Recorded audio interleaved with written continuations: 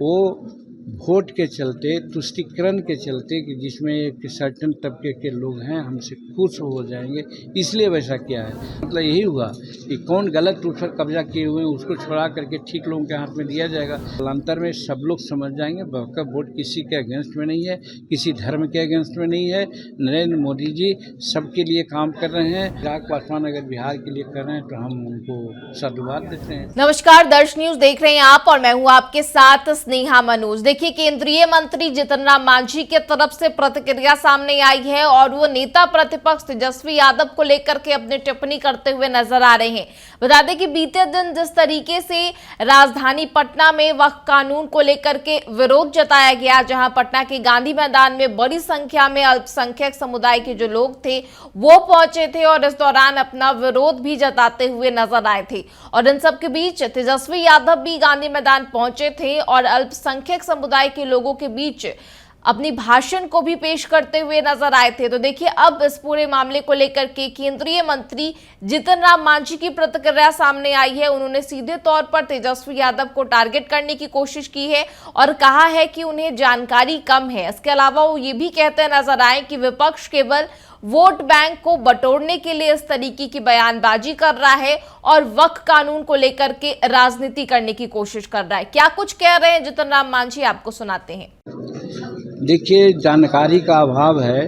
वक्फ board जो है, वक्फ board वो किसी के अगेंस्ट में नहीं है। वक्फ बोर्ड सिर्फ मैनेजरियल है कि जो मैनेजमेंट उसमें हो रहा है, अब कुछ सिलेक्टेड लोग ईट एंड ड्रिंक का भी मेरी कर रहे हैं, वो नहीं होने दिया जा रहा है।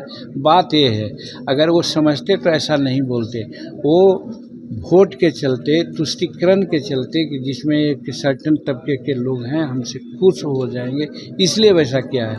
आप देखे होंगे कि 370 कानून जब किया गया था तो लोग कितना उछाल किए थे, कितना उसका एक्सेप्टेंस है।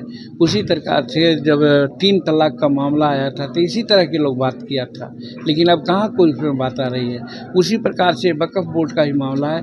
कालांतर में सब लोग समझ जाएंगे वक्फ बोर्ड किसी के अगेंस्ट में नहीं है, किसी धर्म के अगेंस्ट में नहीं है।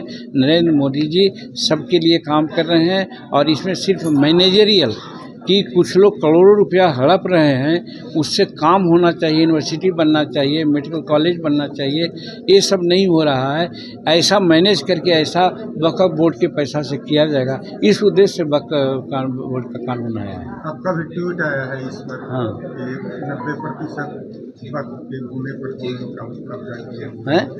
कौन लोग कब्जा किए हुए हैं? 90%। यही ना कहा, मैनेजरियल हो रहा है, तो वही ना कह रहे हैं। मैनेजर का मतलब यही हुआ कि कौन गलत उस पर कब्जा किए हुए हैं उसको छुड़ा करके ठीक लोगों के हाथ में दिया जाएगा, ताकि माइनॉरिटी के लिए अगर बना है, अन्य लोगों के लिए बना है तो उसको फायदा होगा। सर, चिराग पासवान का बयान आया है सर कि हम खुद के लिए नहीं, बिहार के लिए सब कोई आदमी है जो लड़ता है, समाज के लिए लड़ रहा है, समाज के लिए काम कर रहा है। चिराग पासवान अगर बिहार के लिए कर रहे हैं तो हम उनको साधुवाद देते हैं। अच्छा है सर, तेजस्वी यादव बोल रहे हैं कि किसी बाप का ये देश नहीं है, इस तरह का संबोधन किए बाप वाले। ये गलत है, उनकी भाषा वही है, इससे आगे तो बोल नहीं सकते हैं। अगर ये कहा जाए तो लालू प्रसाद जी हो गए, और राबड़ी देवी जी हो गए, साधु यादव जी हो गए, तो सुभाष यादव जी हो गए, तो मीसा भारती हो गए, तो कौन सिंगापुरी वाली हो गए,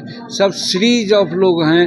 तो का उनके लिए है कि और सी समूचे जमहूरियत है, जनता का है, जनता से है, जनता के लिए है। तो देखिए, केंद्रीय मंत्री जीतन राम मांझी ने तेजस्वी यादव को टारगेट किया है और उसके अलावा लालू परिवार पर भी आक्रामक होते हुए नजर आए। एक के बाद एक नाम उनके तरफ से लिए गए हैं और वक्फ कानून को लेकर भी प्रतिक्रिया रखते हुए नजर आए हैं और साफ तौर पर यह भी कहते नजर आए हैं कि इससे किसी का कोई नुकसान नहीं होने वाला है, केवल मैनेज करने के लिए वक्फ कानून लाया गया है और इस पर विपक्ष जो है वो राजनीति करने की कोशिश कर रहा है और बयानबाजी करने की भी कोशिश करने में लगा हुआ है।